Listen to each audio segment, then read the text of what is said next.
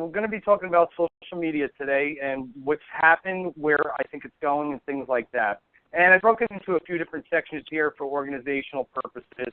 We're going to go over the recent trends, a little bit of the history, and as far as where things are right now. We'll talk a little bit about the big players, where they've come from, where they are now, and where they're going.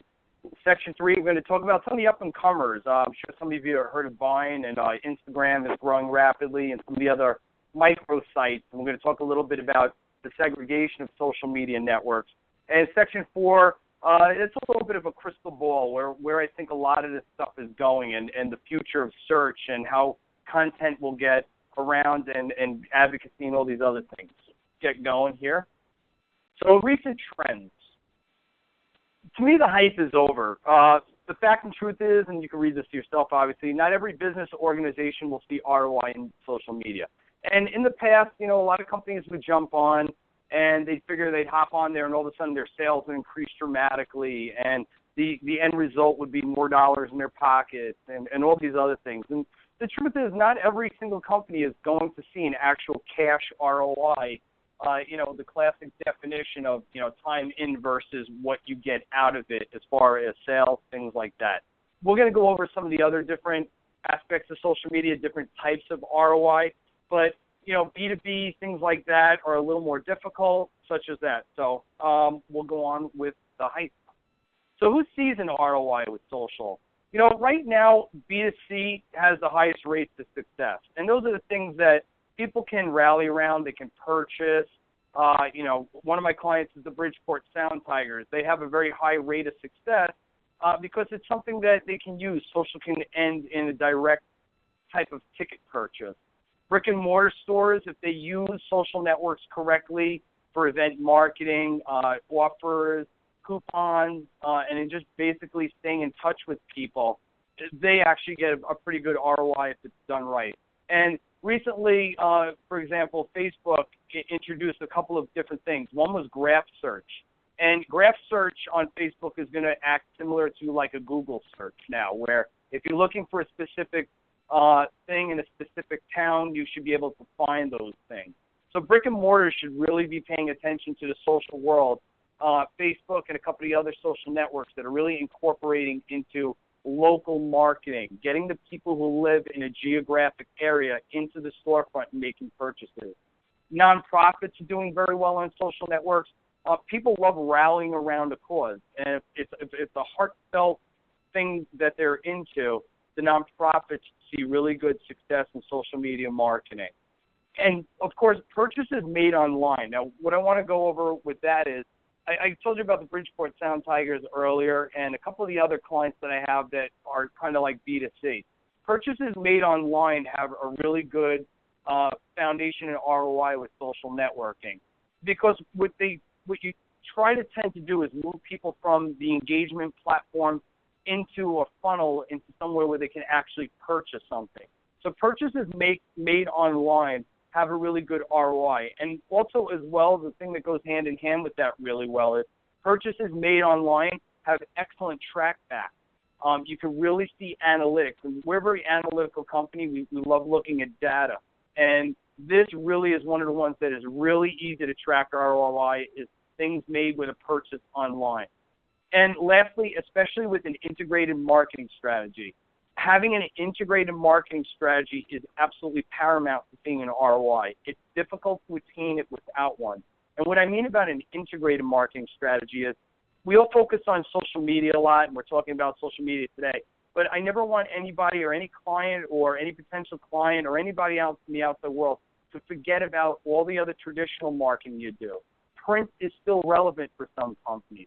Email marketing is still relevant. Your website is a relevant place for an integrated marketing strategy.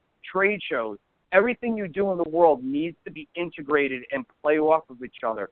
That's where the ROI really happens, when you understand that with an integrated marketing strategy, you can really move people to where they need to be so that they can make a purchase decision. Who has a tough time with social ROI? B2B right now still has one of the lowest rate of successes. It's obviously difficult for B2B a lot of times to actually show an ROI in that. And a lot of times the B2B is because they're large ticket items, things like that. And I'll give you an example. I had a potential client who actually I kind of shot myself in the foot. I kind of talked them out of a really intensive social presence that they really wanted to. And they work on in-ground pools. They do high-end gunite pools, resurfacing, all these other things like that. And they don't really have any low-ticket items. They're not going to come fix your filter or any of the other things like that. And it's tough to show an ROI when someone's going to spend $40,000 on a replastering of their pool. It's simply not going to be supported well with social. Now, obviously, we're going to get into shortly after this some of the other types of ROI, but when you're talking about dollars per time, large ticket items have a tough time. Purchases made through a salesperson, things like that are a little bit difficult because you eventually have to have a salesperson that talks to somebody about a sale or making a sale. There are some industries that simply can't use social media well. Financial advisors, for example, they're so tied down with the rules and regulations of what they're allowed to say that they can't really embrace social well because they can't really put a lot of content up. And content is king on social media. Let's never forget that. And also, obviously, content is king in a lot of different advertising and marketing, but especially in social networking, it's king. And financial advisors and people like that who are really tied down to rules and regulations have a tough time. And, of course, any business that has a lack of integrated marketing strategy, if they're just going to use social, and I've said this before in other webinars and seminars and when I educate people, if you don't have an integrated marketing strategy, it doesn't matter what kind of business you are, it's really tough to get an ROI. And if you only use social, it's tough to get an ROI. And it's simple as that.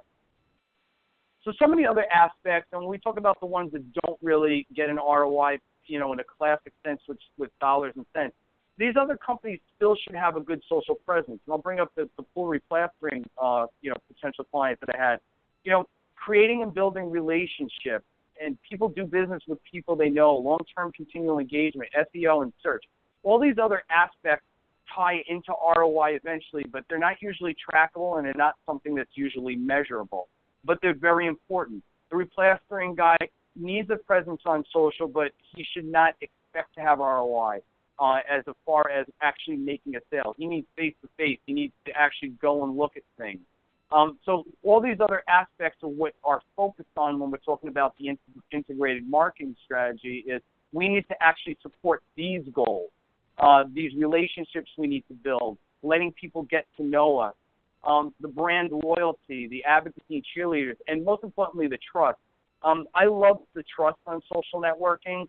It's hard to, and excuse my French, it's hard to bullshit on social networks because it's such an open forum for people to say things and respond and engage that you really have to be on top of your game and you really have to be who you are. But all these other aspects are parts of ROI, and it's what we need to do. So where is everybody? One of the first things we look at when we're looking for target audiences and things like that are demographics of age. And demographics of age play one of the largest roles in the selection of social networks. And, of course, there's a lot of other parameters, but demographics and the age of people really segregate what social networks they're attracted to, which ones they use, which ones they go on the most. A couple of little statistics here. The youth still dominate social media. There's other aspects and other data that you can obviously Google for who uses what social networks, and we'll actually show a few of those in a short time here. But the active age of people using social networks is growing in the older demographic. Now, this chart actually shows a global usage chart, and you'll notice that, the 25s and ups are really starting to embrace social more and more and more. And the surprising ones is the 55, 64s are really starting to jump on worldwide. Now, again, there's some different numbers when you talk about United States, because the United States obviously had a little bit of a head start in social networks. We can afford tablets and mobile devices and all these other things that pushed a lot of the engagement where a lot of the rest of the world and developing countries couldn't. But it's important to note that if you're any kind of a worldwide company or anything else, you need to pay attention to worldwide demographics. But this chart still kind of reflects what's going on in the United States. This is an important one. Now, we're going to get into a little bit later of some of the future trends and content as far as images and videos and all these other things are the new SEO. and they are the new pieces of content. And obviously, there's even social networks now just completely built around these, like Vine and Instagram and such. But the interesting thing to note is the age demographic of who actually creates photos and videos. And you'll notice, of course, the 18 through 29s are the ones who really lead this. And anytime I talk about advertising and marketing throughout my entire career and all the people I speak to, one of the things that drives the future of ad marketing is technology and youth. So when you look at what the youth are doing and how they love to communicate, the things that they're creating to get their own names out there, they're the things that typically as they get older and they become the next CEOs or the next entrepreneurs or the next VPs of marketing, these are the type of things that they've used their whole life that they feel comfortable and that they feel they get their return on. So when you're looking for the demographics of who's creating the future of content, the 18 through 29s and the 30 through 49s in a little lesser sphere here are the ones who are actually the creators. Now, there's a difference between creating and curating, of course. Photo and video curators, you'll see kind of reflective numbers even with this.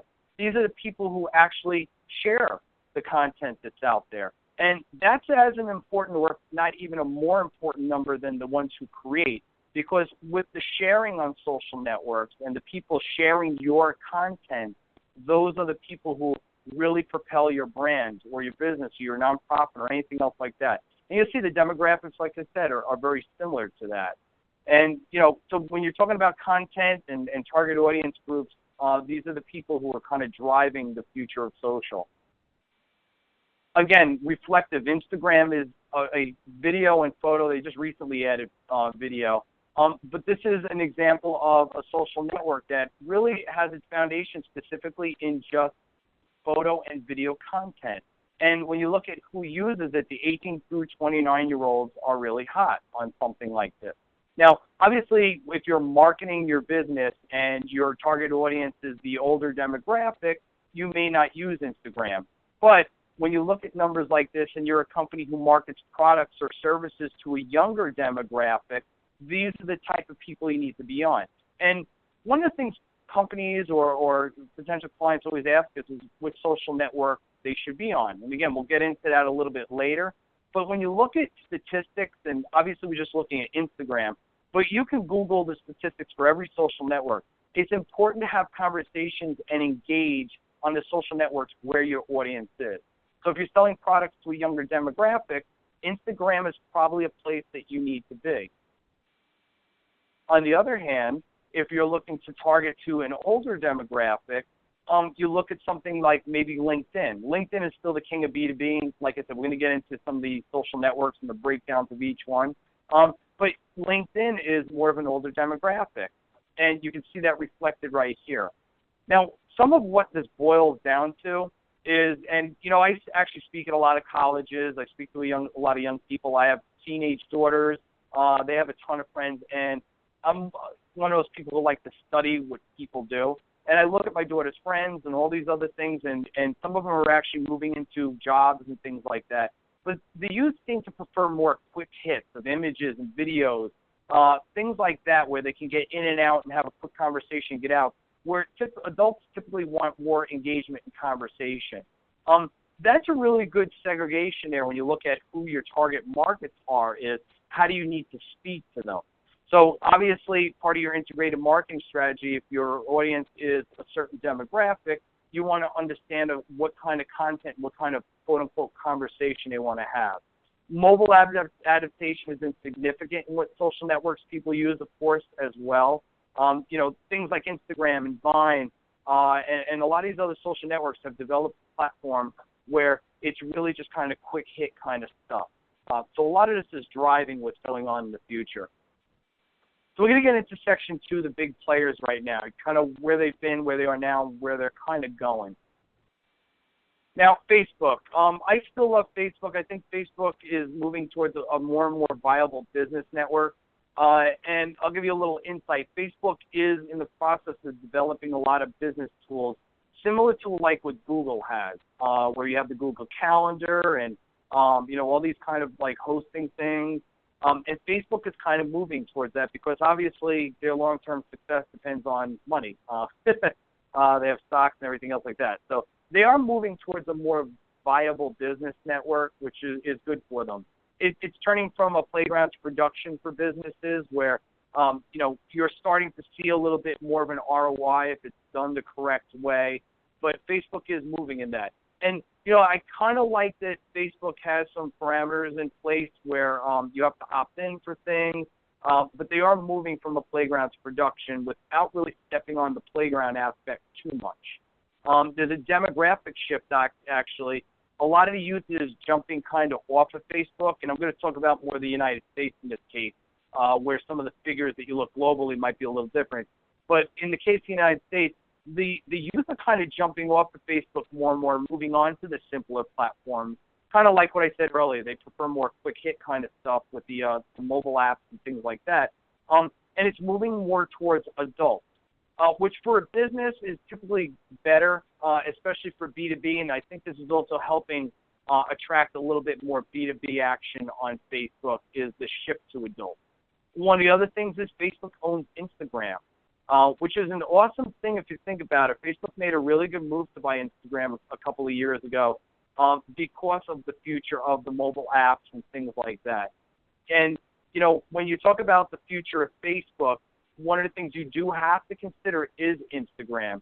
And, again, a little inside information, one of the reasons why Facebook incorporated the hashtag on their platform is because this is what the youth uses and a bunch of other reasons as well. But it's a very popular thing on Instagram to use hashtags. And the future of ad delivery, when you're talking about buying ads and buying placement and things on Facebook, Instagram and Facebook can go very hand in hand with how you position your content on Instagram and Facebook, how you hashtag it, and how you want to deliver those type of ads. So there's a lot of really good things coming with the tie-in between these two. Obviously, Facebook has its problems too. Every social network does. And one of the things is you always have to understand if your target audience is there. There are companies that I completely talk out of using Facebook at all simply because their audience is not there and it's not worth the time and money and effort to really have a solid presence on Facebook. So we move more towards a LinkedIn or other micro sites and such. So it's not the best social network for everybody. It is for some, but it's terrific for others. Now, Twitter. Demographics are shifting to youth in the U.S. This is one of the ones where more youth are jumping onto Twitter.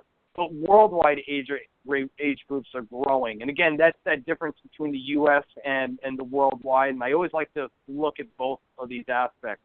But as far as the United States, the youth is jumping on Twitter dramatically. And I think a lot of it has to do in part with the synergy between things like Vine and Twitter and Instagram and being able to tweet that out to more people. And again, I also think it goes to some of the psychology of the youth really like kind of quick hit, succinct, getting a quick message out there and not having it in a long format. So I think that's why it's very attractive to them as well. Either way, Twitter does continue to grow at a rapid rate. I love Twitter. I still think it's a great platform, been on it for a few years, and I really love the way Twitter functions and everything else like that. So Twitter happens to be one of my favorite ones. I have noticed that there is a great shift from broadcast to engagement, and I always try and tell people you want to use Twitter. I'm going to call it like text messaging on steroids. You want to use Twitter kind of like an engagement platform, not so much just a broadcast platform. And sometimes I'm a better coach than player in that respect. I personally don't feel like I engage as much as I should, but I always try and advise everybody else, don't always do what I do, do kind of what I say. And the clients that do it with engagement do see a good ROI. The other thing is Twitter owns Vine. So now you're talking about another quick, succinct platform where it's obviously just video only. And if you don't know much about Vine, it's a good place to go look and do a little research on what Vine actually is. But Twitter does own Vine, so there's a good symbiotic relationship between these two as well. LinkedIn to me is still the king of B2B. I don't foresee that changing all that much. It's just built for business to business. It really is. One of the things that I really like about LinkedIn, though, some hate it, some like it. I'm actually involved in a group discussion right now on LinkedIn about incorporating more social aspects into LinkedIn. they're going to start allowing something similar to like how Facebook has promoted posts and some of it, like Twitter has promoted tweets, things like that. They're going to be start implementing some kind of sponsored stuff over here. And a lot of people don't like that per se because they feel like it's taking away from the real relationship, quote unquote, building on LinkedIn. And I kind of disagree with that a little bit. I think content a lot of times drives discussion. You kind of need something to discuss to build relationships. And I think by allowing people to, add content the way they are in images and all these other things that they've been doing, I think it allows people to have more deeper conversation. One of the fears of LinkedIn and having this promoted post is people felt like they were just going to be promoting their own stuff and everything else like that. But I do feel LinkedIn is one of those social networks, and I think more so than any, that it's kind of like a self-leveling playing field here. I think the people who are spammy and who are going to just promote their own stuff are going to eventually be ignored. But the people who put up good content, even if it's their own content, are going to get a good influx. The other thing is I think sometimes it's hard for real thought leaders to scale LinkedIn, to get their content out across a broad number of people. And I think sometimes we miss out maybe on some of the people who really could be thought leaders on just because they can't scale it. So there's some good and bad about the future of what LinkedIn is doing with moving towards social. But in general, I think they're going in the right direction. They own SlideShare. If you've never used SlideShare, it's an awesome place to put up seminars and webinars and presentations. I really dig it a lot. I use SlideShare a lot, and actually this presentation that I'm doing will be on SlideShare tomorrow or the day after. So I use it. They own it. And the future, supposedly, is they're going to be integrating SlideShare presentations a lot more into the LinkedIn platform. And I really dig what they've done to company pages. They've really come a long way since they first came out. If anybody remembers company pages when they first came out on LinkedIn, they were pretty horrific. There was really no branding. You really couldn't have any conversations. It was tough to do a lot of things. I feel like they've moved slowly but surely in a really good direction with being able to brand a page. And, I always feel like every company should have a company page on LinkedIn. If you think about what LinkedIn is, it's a lot of person-to-person building relationships, which is always great. But to have a branded piece in the back end that people can go check out from your profile, I think is awesome. And especially for companies that have several employees, I think a branded company page is really important on LinkedIn. Google Plus, currently I still feel it's better for SEO than engagement right now, although the numbers are changing a little bit. There seems to be a little bit more activity, and I'm going to call activity realistic activity, where people are engaging a little bit more. So the engagement levels are climbing on Google. They also own YouTube, Gmail, and they dominate search. I mean, obviously alone that's powerful. I mean, everybody knows Google for search. And Google is putting more and more of their algorithms towards content on the Google Plus sites and the YouTube and all these other things that they own here. So it is definitely a place where if you've ignored Google Plus so far, even if you don't have a ton of time, it would be a great idea to go to Google Plus, set up a really good, optimized, proper presence on there with a personal profile and, of course, with a company profile, and make sure it's optimized with keywords and everything else like that, and do add content to it. Do engage with other people's content on it. It still hasn't taken off as well as everybody had thought from the beginning, but Google Plus, I believe, is here to stay, and it will be for the long term. Integration has been a little bit of an issue lately. I've seen a lot of reports, and I actually experienced it myself with if you had an older YouTube channel and you're trying to integrate it with a newer Google Plus profile and all these different parameters, they're having you sign in and out of everywhere, and it's a pain in the neck to connect a places page to a page, all these other things. So integration seems to be an issue lately, but I'm sure that's something that will be addressed and fixed, by Google eventually. And one of the surprising things that I surprise people with is I feel like Google Plus could be a potential competitor to LinkedIn. If you think about it, what the audience base is there right now on Google Plus, it's a lot of thought leaders and people who are kind of leaders in their industries, and they put up content that shows that they're thought leaders. And when you compare it to LinkedIn, that's a lot of what LinkedIn is as well. Is people trying to become thought leaders and have discussions around certain topics. And I feel like out of any other social network, Google Plus could be the one that would compete with LinkedIn in the future. One of the things I do want to point out is a lot of new numbers have come out about Google Plus. I've actually seen quite a bit of articles, and I've commented on a few about Google Plus has had a lot more activity lately, like, these ridiculous numbers saying they're right after Facebook now. And the truth of the matter is that a lot of those numbers are counted because if you create a Gmail account, you get a Google Plus account. If you create a YouTube account, you get a Google Plus account. Blogger, you get a Google Plus account. A lot of these things, and Google's counting those as activities, and they're truly not. Engagement, like I said, is going up. But some of the numbers that you'll see out there might seem a little bit fudged. They certainly seem a little fudged to me based on my experiences. But Google Plus, definitely, it's time to, if you've ignored it, to jump on there and start doing things. Pinterest's growth has slowed slightly. However, activity has remained the same, which is, the really important figure is activity as far as people pinning, repinning, all these other things.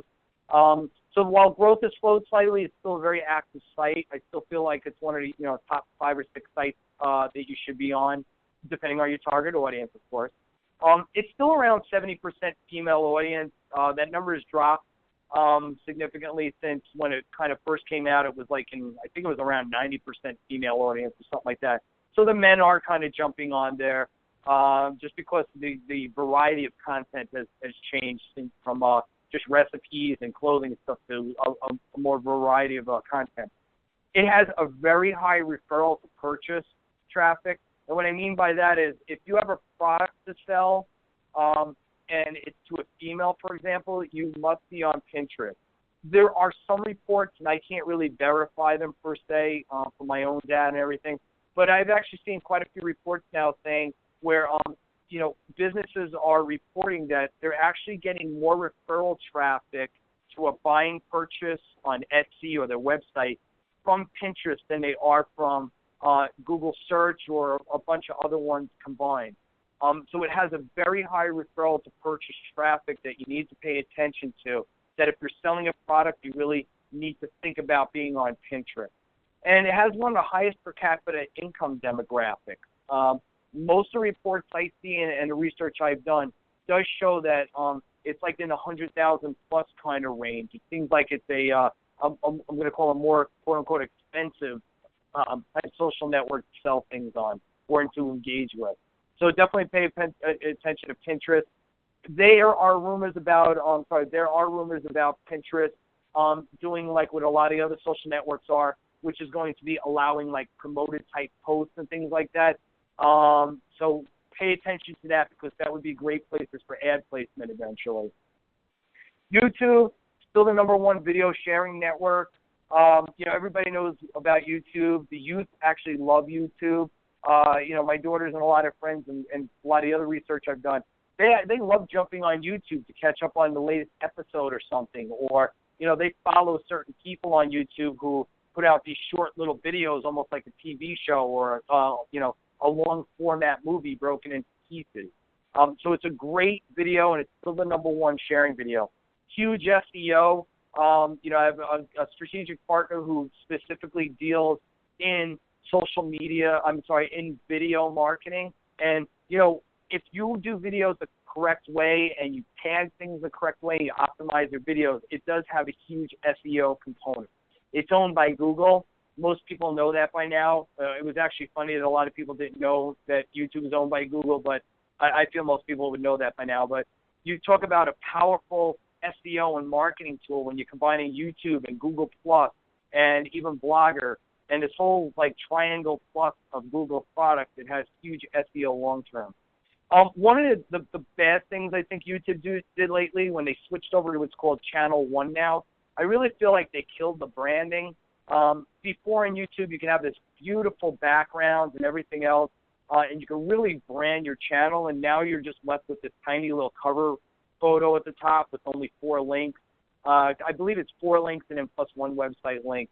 But that was one mistake I think YouTube made. I think it detracted from the branding, and now you're left with this big, huge white space with some playlists and stuff. So I think that was a mistake, but I don't think it's necessarily going to hurt them.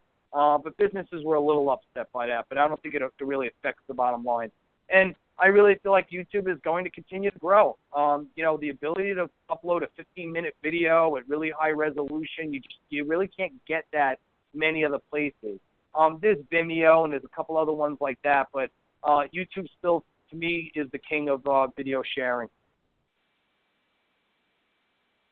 All right, so Section 3, up-and-comers. We're going to talk about the next generation of social networks, and yes, I am a Star Trek geek. I have my Star Trek coffee mug here, half drank. So we're going to talk about some of the up-and-comers right here. Spoke a little bit about Twitter Vine earlier, and if you're not familiar with Vine, definitely check it out. It's basically 6-second videos that you record, and they go on a loop, which some people don't like the loop, some people do. I think it's actually pretty cool creatively.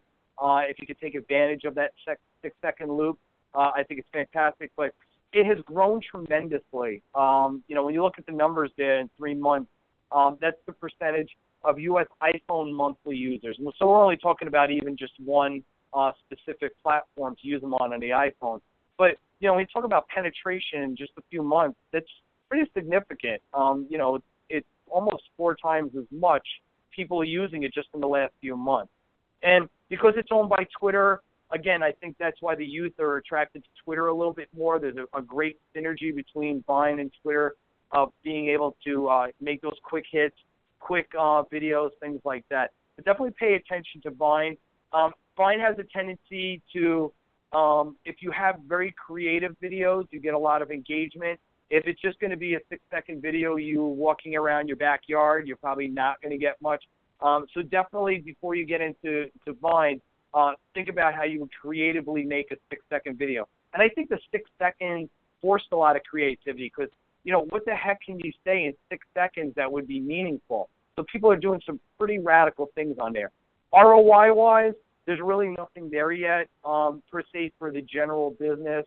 There's no ad placement per se yet. But it is great for those other ROI factors we talked about earlier with brand awareness. There's a couple of companies that are doing it really well who make like products geared towards the youth and such, and they're getting huge amounts of return on their time on Vine because they've been creative with their products on Vine. Instagram just completely took off, and I'm actually going to show you a little something after this. But you can see the user base just in the last few months has really dramatically risen. And a lot of that had to do also with the introduction of being able to do video on Instagram. I remember the day that Instagram launched video, all of a sudden my Instagram just lit up. The home feed was just like you couldn't keep up with it because people were just experimenting with the video and everything else like that. So, the ability to either add an image or add a video is really powerful for, versus Vine. And Instagram actually passed Vine a little bit for active users.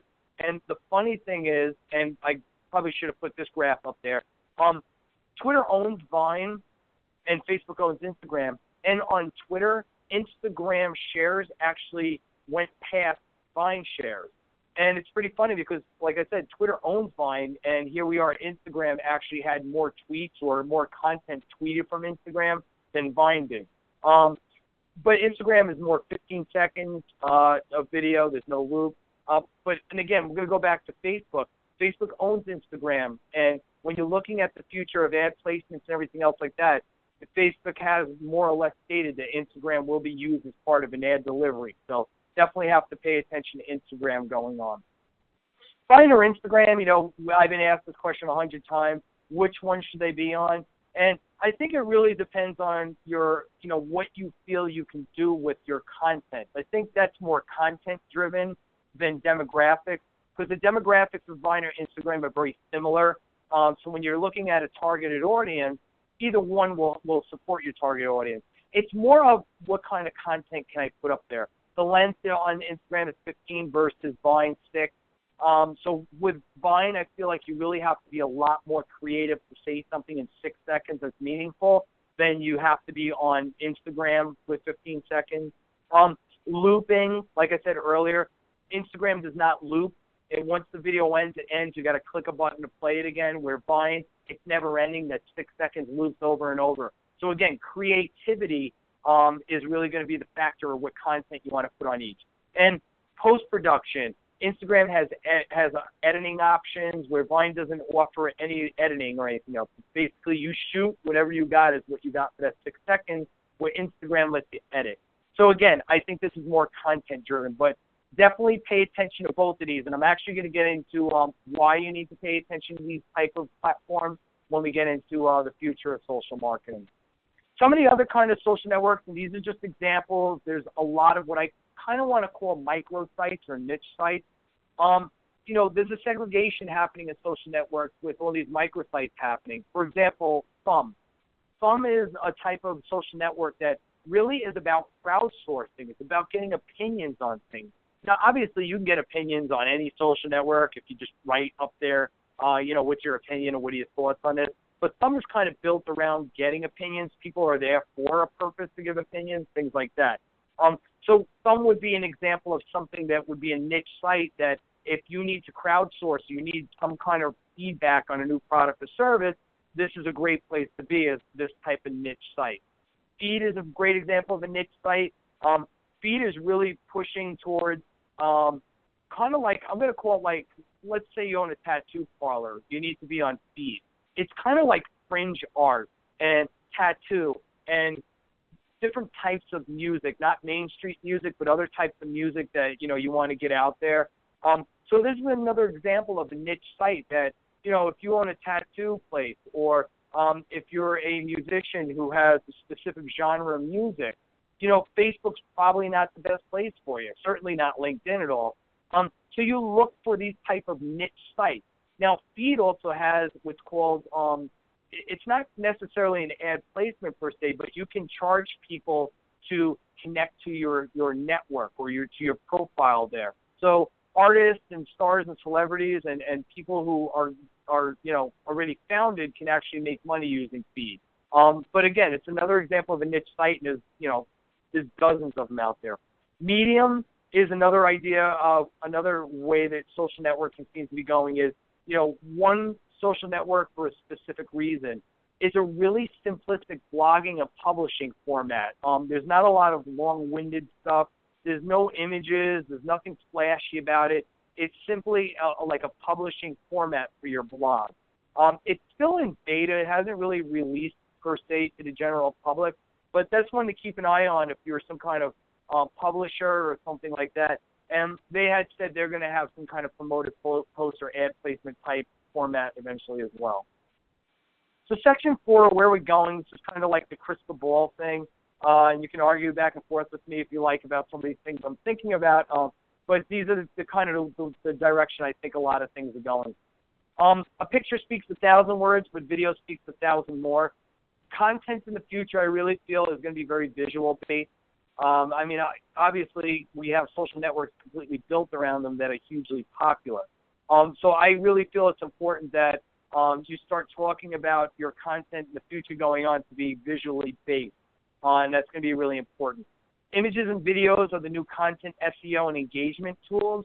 Text is tough to support on its own, except for format like Twitter, where that's really kind of all it is. But they are the new content.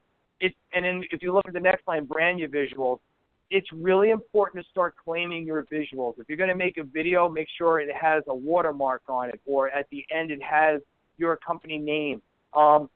They really need to represent your company, organization, culture. It's really easy for people to share videos and images, so you really have to be careful about if you're going to create something really unique or new, that you actually put a watermark on it or you brand it somehow so that people always, no matter where it goes, know it's your piece of content. And I think that's going to be really, really important as time goes on, is to brand your pieces of content. I think you're going to see deeper segregation between social networks. We're already kind of seeing that with things like Thumb and Instagram and Vine and all these other things.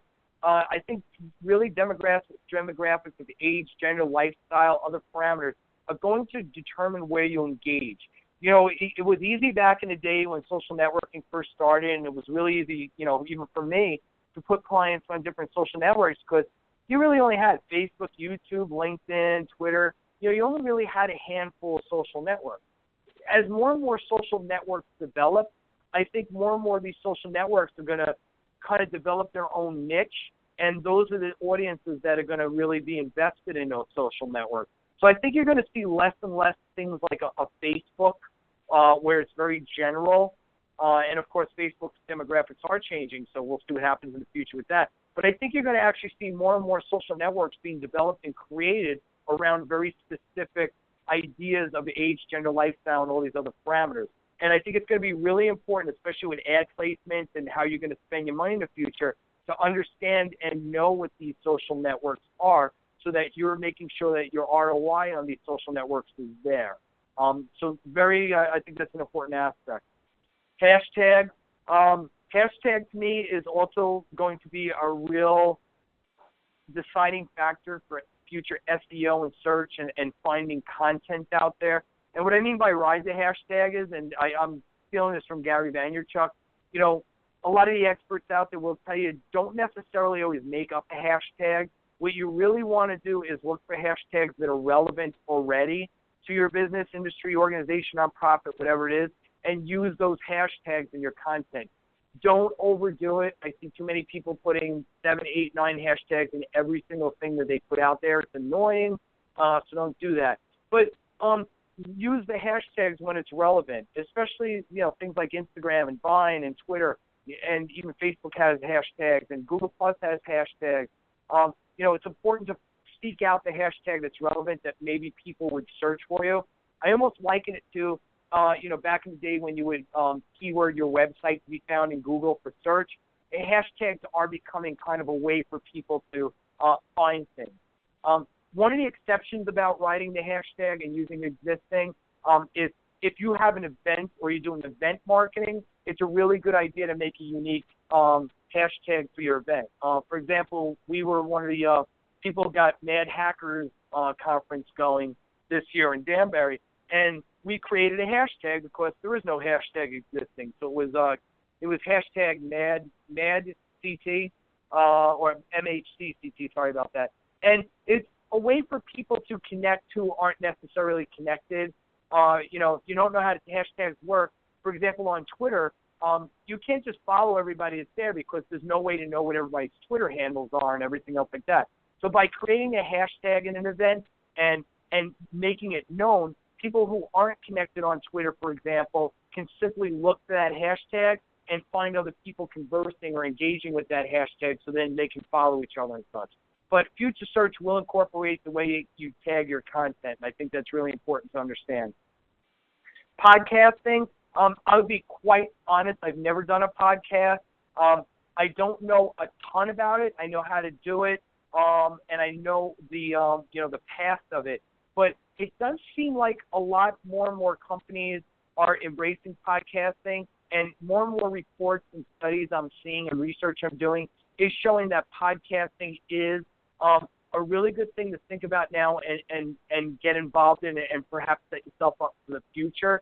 And when I think about it, and it changed my mind a little bit, when I think about what podcasting is and the way that a lot more social is moving towards right here and now and things like that and engaging as such, it does go along with the real-time marketing activities that are coming up. So I do feel like podcasting is something in the future that will grow. I don't know how much, but it's definitely something we should all keep an eye on. And again, like I said, I'm not an expert in podcasting by any means, but it is on my radar now, and it is something that I'm going to continue to look at. And maybe one day I'll actually do a podcast. So we'll see. But that's definitely something else we want to keep an eye on. Finally, I believe the last slide, B2B comes of age. I said earlier B2B was one of those ones that's tough to get an ROI, and you can read what I have up there for yourself. But I do feel like B2B organizations are starting to understand and moving their models from thinking that, social networking is going to be specifically an ROI tool, but embracing it as something that supports relationships and fosters them long term. And, I always say that, if you have a business or organization or anything else like that, you always have to think about the future. You always have to think long term. And social is one of those things that's kind of like a marathon, not a sprint. And if you're thinking about the future of your business or organization, whatever else it is, I think embracing social in the right way and setting it up so that you have long-term engagement, per se, and building relationships, that the ROI eventually will come out of that. And I believe that's the last slide. So I'm going to go into the Q&A right here. So let me start up here. And, of course, if you have any questions on here, please pop them up. And Cindy Palmer says, what is the status of Pinterest opening its API? You know, I read a lot of articles on it. Pinterest was saying they were going to and all this other stuff. And now that kind of dropped off the radar. I haven't seen a lot of information in research or in Pinterest saying anything on their blog, for example, about API.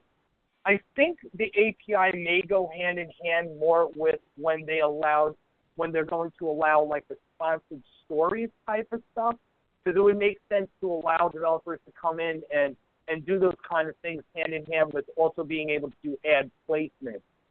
So I'm wondering if that's going to be tied together. So I don't have any kind of date, and I don't have any further information than really you do, Cindy. I know it is coming, and they've said in the past that it is coming, but I haven't heard anything since about it, yes or no, or a launch date or anything else like that. So let's all keep an eye on that one, too, because the API will be very important. Nonprofit video content generator seeking to engage as opposed to broadcast. What 4 platforms should we be on? Video content generator. Seeking to engage as opposed to broadcast. Well, you know, I think a lot of what you're saying here, engage as opposed to broadcast, I really think that all social network activities should be geared towards an engagement, not necessarily to broadcast. But I do think you need to keep an eye on the major players that I kind of went over. YouTube, for sure, always. You definitely always have to be engaged on YouTube. And, of course, you know, it turns into a broadcast mechanism. I always feel like the more you engage with an audience, the more your stuff gets broadcast kind of organically. Because, and I hate using the word viral because you can't make anything go viral. And anybody who ever says they're going to make a viral video for you, you really can't force viral. It just happens. But YouTube and the engagement on things like that and going out and enjoying other people's content and engaging with it, I think leads to kind of like a broadcast. So YouTube definitely, I think depending on the audience, Vine and Instagram, you definitely have to pay attention to with video. Vimeo to a degree, though Vimeo seems to be used more, I want to call it as an internal kind of tool or a hosting tool that you'll plug into your website kind of thing. But yeah, I think that's kind of like along the lines you have to go on. Okay. No audio off my laptop. Probably yes, that's a good. John Fowler, who happens to be an expert in video search, Google, and stuff like that. I think, John, you probably can answer this question better than I could as far as the specifics of it. But video is one of those things that when you create videos and the content is good and you optimize it correctly with keywords and tagging, and you seek out advocates who can help propel that video, it just organically gets found by Google. And you can kind of force that by also the good proper tagging and everything. But I think anybody who does any of this stuff knows that it all starts with good content. If the content of the video isn't relevant to the audience you're targeting, I think it's difficult no matter what you do to get that video out to the audience that it needs to go to. So I do believe it all starts with good content. And, you know, John, that's one of those things that, you know, you should point people to, and I don't even mind John putting up his website up here if he wants, because that's actually his specialty. So, yeah, absolutely. You know, I think the content rules and trumps all. Katie, any recommendations on how to structure a Facebook and or Pinterest contest without a budget? Katie, on Facebook, it's a little difficult to run I'm going to call it a legal contest without a third-party application. Now, I'll go into this just a little bit because I don't want to overwhelm people with it, but Facebook does not allow you to have contests or sweepstakes on your wall. We all do it. I do it. Okay, I even know the rules. I'm a Facebook developer, and I still had contests and sweepstakes on my wall. You're not supposed to. You're supposed to use a third-party application, which I do for my larger contests.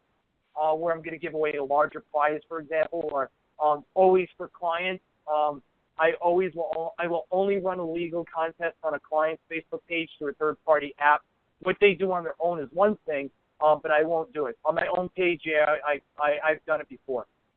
So Facebook is not going to be cheap because you really should use a third-party application on Facebook. Pinterest is the one that you can do without a budget. And what you can actually do is set that contest up on Pinterest and then post it on your Facebook page to link it to the contest on Pinterest. In other words, use Facebook to move people over to Pinterest for the contest. And the Pinterest contests are always good, ones that work really well are caption ones. Because if you think about Pinterest, Pinterest is a little difficult for people to add images, for the most part, to your profile. So usually the ones that are simplistic are ones where you put up an image and then people caption it.